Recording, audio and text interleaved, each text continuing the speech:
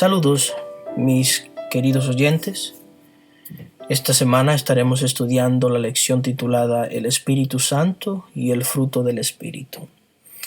Gálatas capítulo 5 versículos 22 y 23 nos dicen que el fruto del Espíritu es amor, gozo, paz, paciencia, benignidad, bondad, fe, mansedumbre y templanza. El fruto del Espíritu, como vamos a darnos cuenta,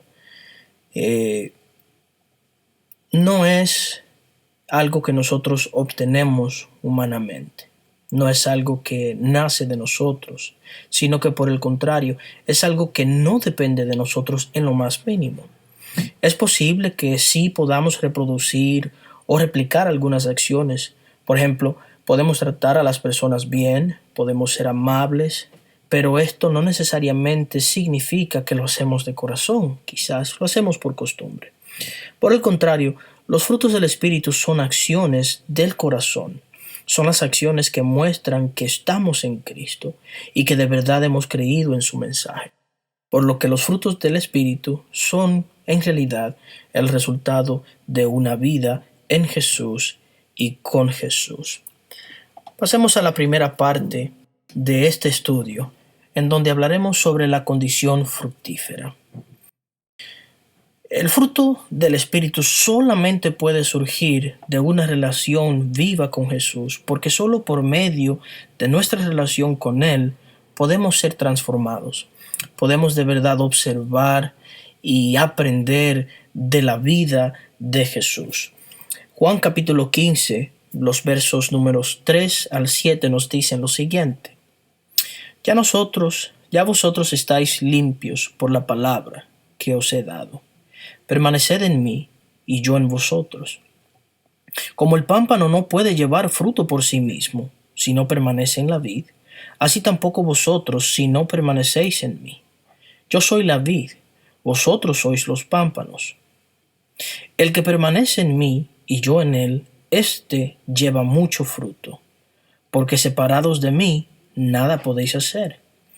El que en mí no permanece será echado fuera como pámpano y se secará. Y los recogen y los echan en el fuego y arden. Si permanecéis en mí y mis palabras permanecen en vosotros, pedid todo lo que queréis y os será hecho. Podemos rápidamente darnos cuenta, según lo que leímos, de que solamente por medio de Jesús, la analogía es bien sencilla. Ningún pámpano que no esté en la vid puede dar frutos, sino que por el contrario muere. No puede haber frutos en un cristiano o en ningún ser humano si de verdad no se está en Cristo. Pero, ¿por qué es importante permanecer en Jesús? En palabras sencillas, es porque una vida sin Jesús es una vida vacía. Ahora, ¿en qué manera permanecemos en Él? La palabra nos dice en el mismo capítulo 15, en el versículo 3, ya vosotros estáis limpios por la palabra que os he hablado. Pero hay una parte muy interesante.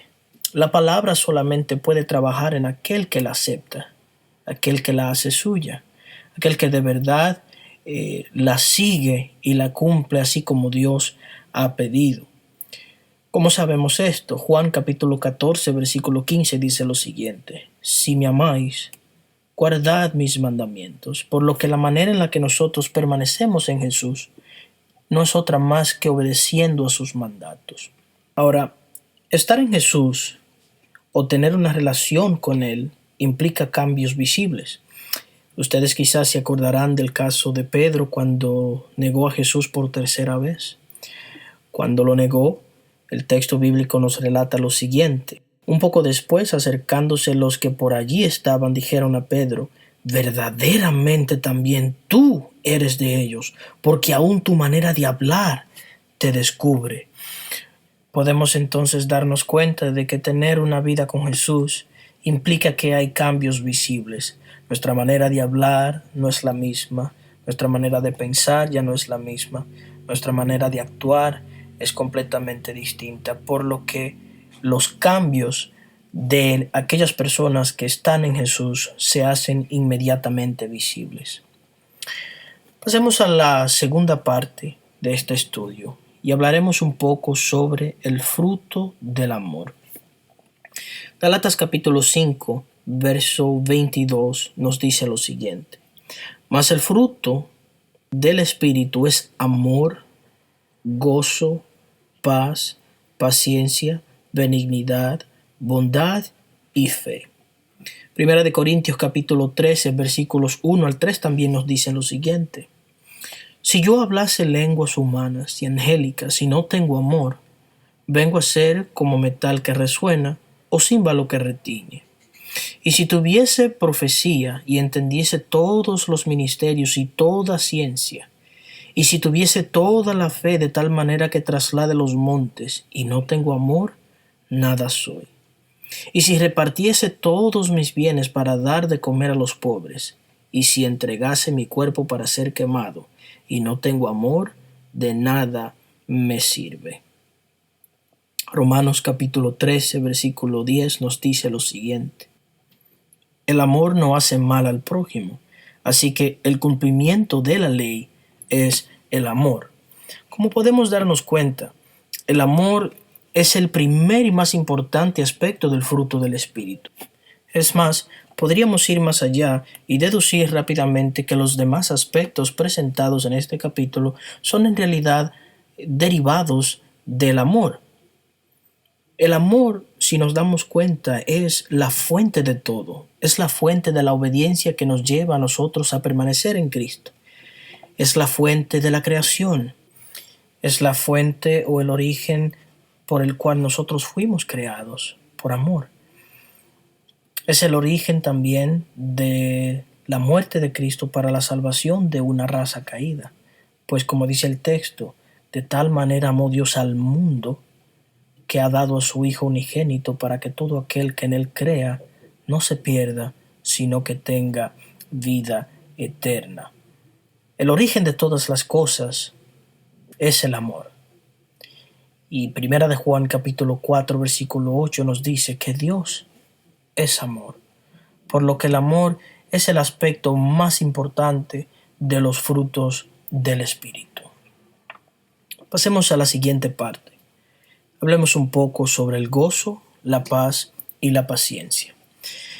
Romanos capítulo 14 versos 17 nos dice: porque el reino de Dios no es comida ni bebida, sino justicia, paz y gozo en el Espíritu Santo. Cuando estamos en Jesús, nuestra perspectiva de la vida cambia.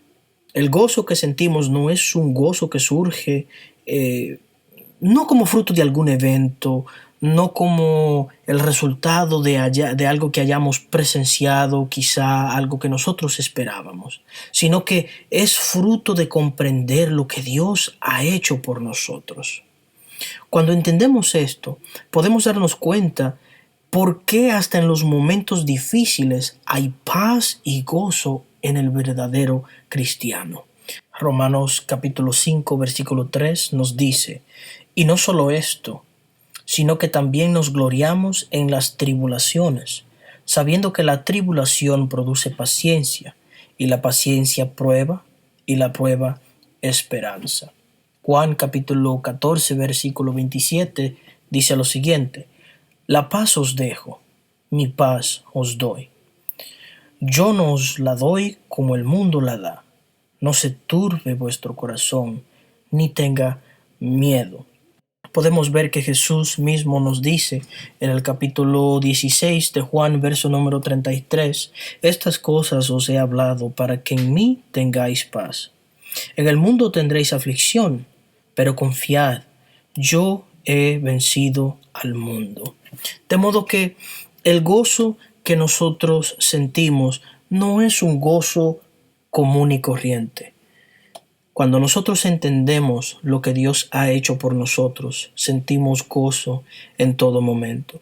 No vamos a quitar de que hay momentos difíciles, pero aún en los momentos difíciles, el verdadero cristiano debería estar agradecido y estar gozoso porque está padeciendo por las cosas que Dios así ha dicho. El libro de Santiago capítulo 1 versículos 2 y 3 nos dice lo siguiente: hermanos míos, tened por sumo gozo cuando os halléis en diversas pruebas, sabiendo que la prueba de vuestra fe produce paciencia.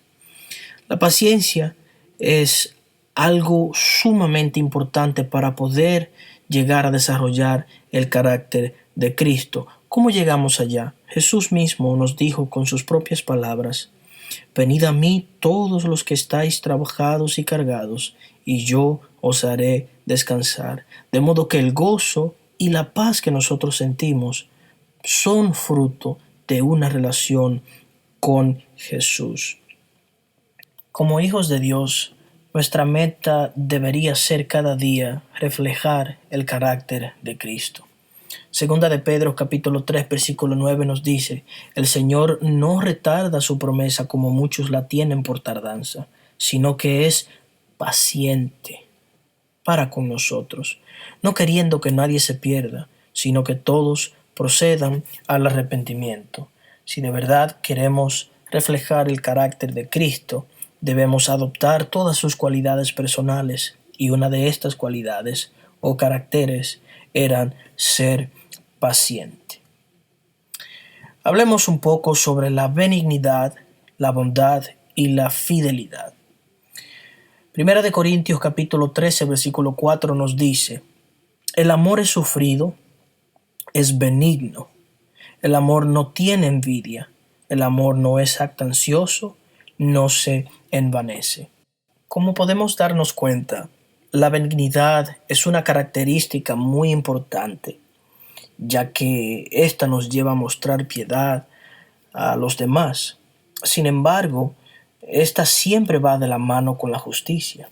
Efesios capítulo 5 versículo 9 nos dice lo siguiente: porque el fruto del Espíritu es, en toda bondad, justicia y verdad. Como podemos ver, la benignidad siempre va de la mano con la bondad. Ahora, ¿qué es la bondad?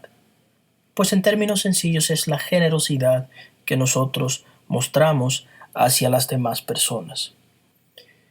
¿Y qué de la fidelidad? En Gálatas 5:22 vemos que la aplicación que se le da a la palabra fe es como a alguien quien es digno de confianza.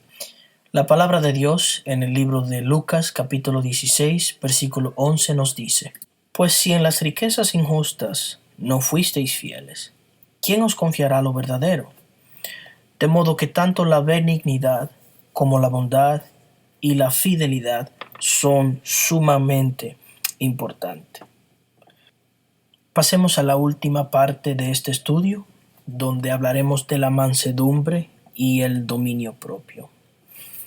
Gálatas capítulo 5 versículo 23 dice: mansedumbre, templanza, contra tales cosas no hay ley. Mateo capítulo 5 versículo 5 nos dice: bienaventurados los mansos, porque ellos recibirán la tierra por heredad. La mansedumbre es otra característica del que permanece en Jesús. Es importante en el liderazgo porque por medio de ella podemos desarrollar mejor nuestras responsabilidades. Un buen líder no es aquel que cree que su autoridad es la única que vale y que todo hay que hacerse bajo su supervisión, obviamente. En mi opinión, un buen líder es aquel que enseña y que te apoya en las dificultades. Es aquel que siempre está dispuesto a escuchar las ideas de los demás y a tratar de siempre trabajar para el bien de todos. No es una persona egoísta. Así es que la mansedumbre en el aspecto del liderazgo es un aspecto muy, pero muy importante. Proverbios capítulo 16 versículo 32 nos habla sobre el dominio propio y nos dice: mejor es el que tarda en airarse que el fuerte, y el que se enseñorea de su espíritu que el que toma una ciudad. El desenfreno y el descontrol obviamente llevan a la ruina, no solamente física y económica, sino también espiritual. Debemos permitir que el Espíritu Santo produzca en nosotros la templanza a través de la obediencia. Solo aquel que verdaderamente está en Cristo recibe la promesa del Espíritu. Antes de que nosotros podamos ser buenos líderes en las iglesias o en los grupos pequeños o en el trabajo, nosotros deberíamos de verdad aprender a controlarnos a nosotros mismos, no solamente en el apetito, no solamente en la bebida, sino también en cualquier otro aspecto de la vida, pues todos tenemos debilidades diferentes. La palabra de Dios nos dice lo siguiente en 2 de Timoteo capítulo 1 versículo 7, porque no nos ha dado Dios espíritu de cobardía, sino de poder, de amor y de dominio propio. Es mi deseo, hermanos, amigos que están escuchando este mensaje, que haya en cada uno de ustedes ese deseo de permitirle al Espíritu Santo poder obrar en su vida y que usted pueda obedecer cada vez que usted piense algo indebido y usted tenga esa voz interior que es en realidad el Espíritu que le diga eso no está bien, que usted pueda obedecer. Para usted permanecer en Cristo debe ser obediente. Y mi mejor deseo es que la obediencia a Cristo se perfeccione en el corazón de cada uno de ustedes. Dios les bendiga.